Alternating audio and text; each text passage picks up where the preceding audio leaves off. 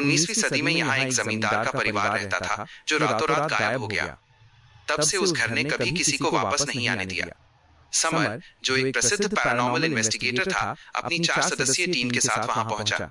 Summer के साथ उसकी पत्नी माया, कैमरामैन विक्की और इतिहासकार राघव थे। उनका लक्ष्य था इस हवेली के पीछे के वैज्ञानिक सच को उजागर करना। जब उनकी गाड़ी हवेली के लोहे के विशाल गेट के सामने रुकी तो सन्नाटा इतना गहरा था कि उनके दिल की धड़कनें साफ सुनाई दे रही थीं।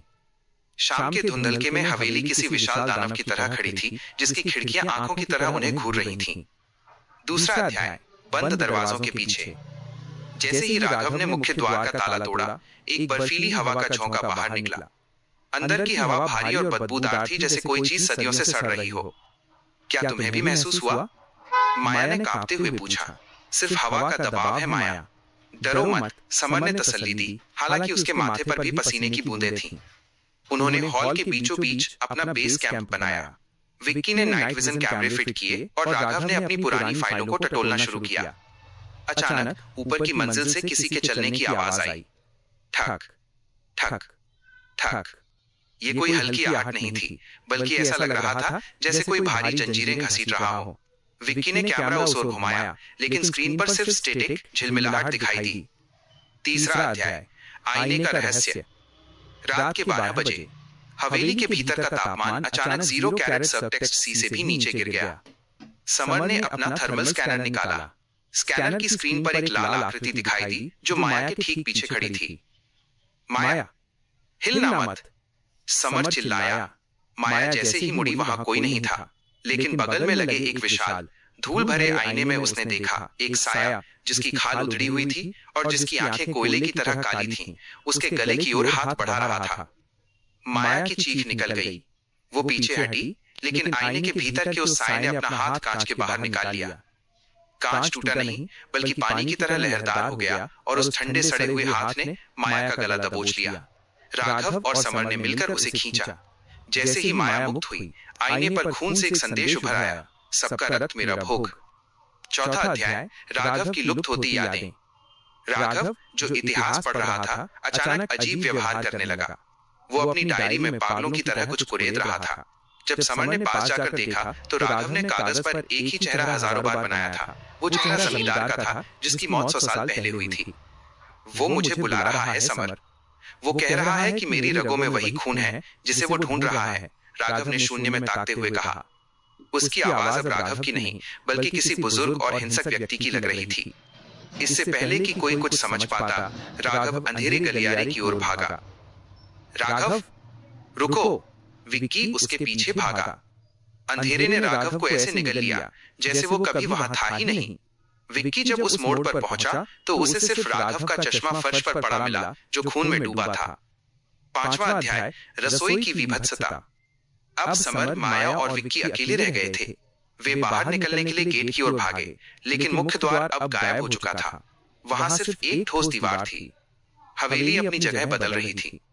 भूख और प्यास से बेहाल विक्की गलती से पुरानी रसोई में जा घुसा। वहां चूल्हे पर एक बड़ी कड़ाही चढ़ी थी जिसमें से भाप निकल रही थी। उसे लगा शायद राघव वहां खाना बना रहा हो, लेकिन जब उसने ढक्कन हटाया तो उसकी रूह कांप गई। कड़ाही में राघव का सिर उबल रहा था और उसकी आंखें अभी भी हिल रही थीं। विक्की पीछे मुड़ा, लेकिन फर्श अब दलदल की तरह नरम हो गया था। दीवारें आपस में करीब आने लगीं। विक्की की पसलियां टूटने की आवाज पूरे घर में गूंजी और दीवार ने उसे अपने भीतर समा लिया। छठा अध्याय, अंतिम संघर्ष। समर और माया अब हवेली के सबसे ऊपरी कमरे एटिक में कैद थे।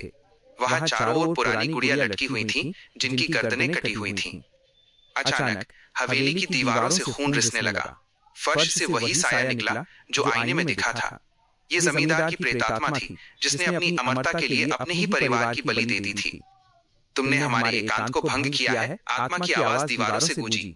अब तुम्हारी बलि से ये हवेली और 100 साल तक जीवित रहेगी।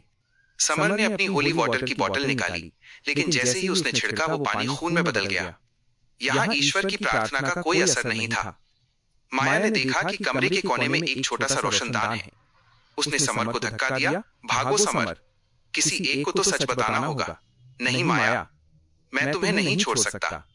लेकिन माया के पीछे से एक अदृश्य शक्ति ने उसे ऊपर हवा में उठा लिया।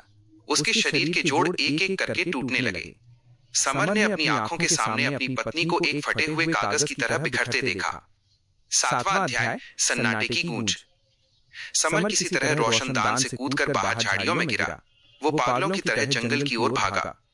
पीछे मुड़कर देखा तो हवेली की हर खिड़की में एक दिया जल रहा था और हर खिड़की पर एक साया खड़ा उसे देख रहा था। माया, विक्की और राघव सब अब उस हवेली का हिस्सा बन चुके थे। सुबह जब गांव वाले वहां पहुंचे तो उन्होंने समर को सड़क किनारे पाया। उसके बाल पूरी तरह सफेद हो चुके थे और वो पूरी तरह गूंगा हो चुका था। पुलिस जब हवेली के अंदर गई तो उन्हें वहां कुछ नहीं मिला, न कैमरा, न खून, न ही कोई लाश।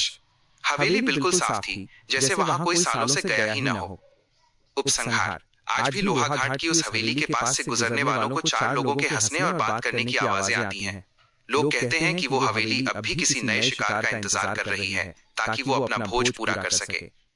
अगर कभी आपको किसी पुरानी इमारत में अपनी ही आवाज दोबारा सुनाई दे तो संभल जाइए। शायद हवेली आपसे बात करना चाह रही है। समाप्त।